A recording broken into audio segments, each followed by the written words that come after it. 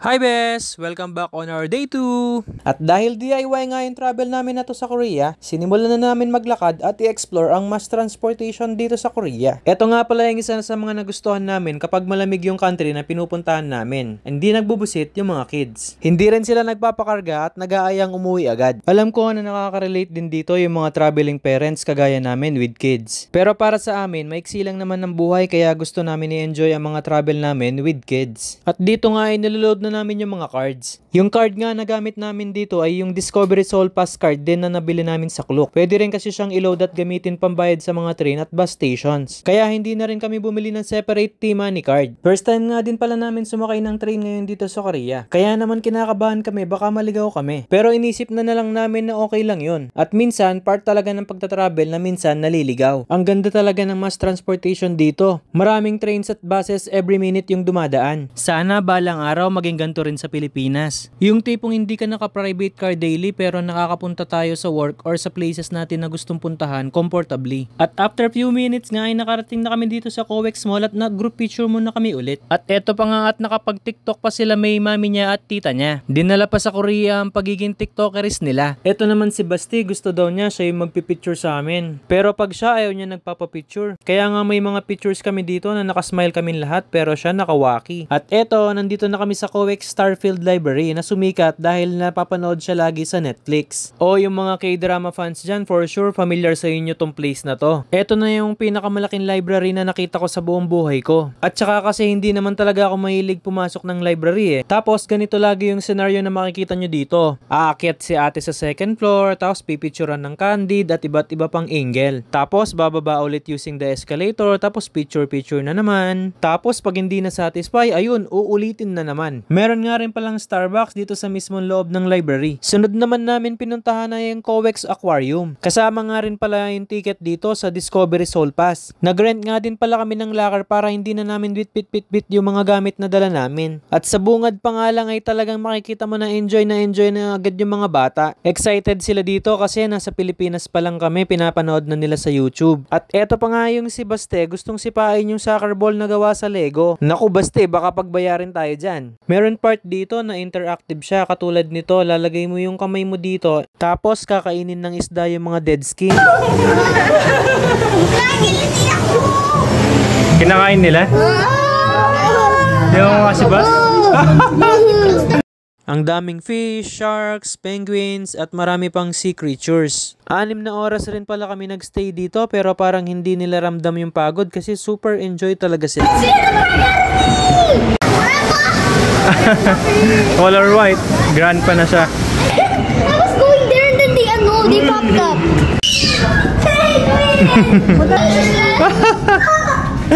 Saya nila Nag-avail pa nga sila may Basti at Gyros nitong activity na to. Sila mismo yung mag-open ng clamshell and then yung pearl na makukuha nila dito ay sa kanila na. And then pwede ulit mag-add para gawing keychain, bracelet, or necklace. At dahil nandito na nga rin kami sa COEX Mall ay pinuntahan na rin namin yung Gangnam statue.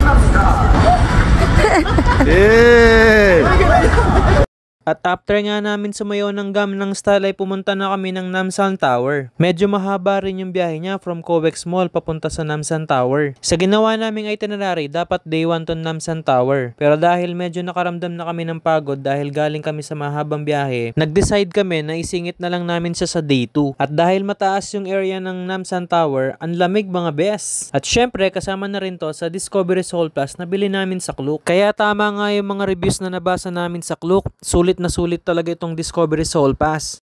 At after nga ng ilang minutes na paglalakad, eto na, nakita na namin yung tower. Marami pa rin tao kahit gabi na. What more pa kaya kaninang umaga? Ang galing nga ng naisip nila dito sa elevator paakyat para hindi mahilo yung mga tao, may pinapanood silang video para hindi mo maramdaman yung pag-akyat ng elevator. Kasi malilibang ka sa video na pinapanood mo sa screen. At pagdating nga dito sa taas ay makikita mo ang iba't ibang view at mga building sa Seoul. Pero parang mas magandang pumunta dito pag may araw pa. Yun nga lang, mas mahaba yung pila. Hindi na nga kami masyado nagtagal dito at bumaba na rin kami agad. At pagsakay ng elevator pababa, meron ulit silang ipapanood.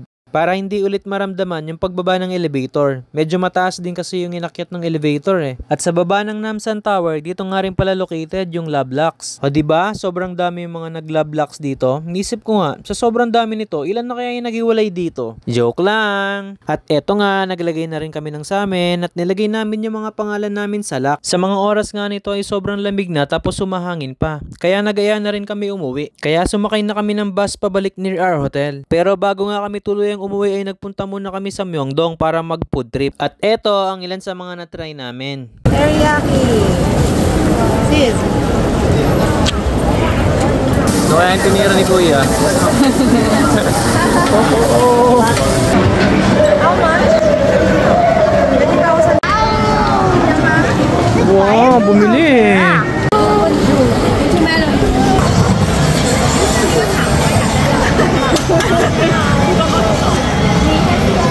Moto de ketchup. It's mozzarella sticks, but it's coin bread. Spicy? Bas? Agad ka.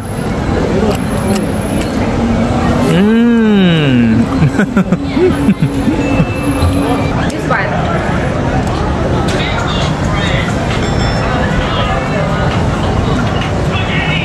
Ah, may sauce pala yan. Yeah. It's good. Approve.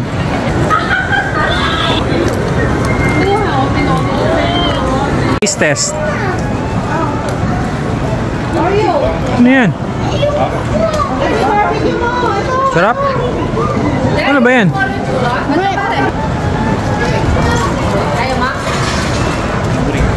Sarap? Hotdog. Hotdog. How much? 5,000. I want one.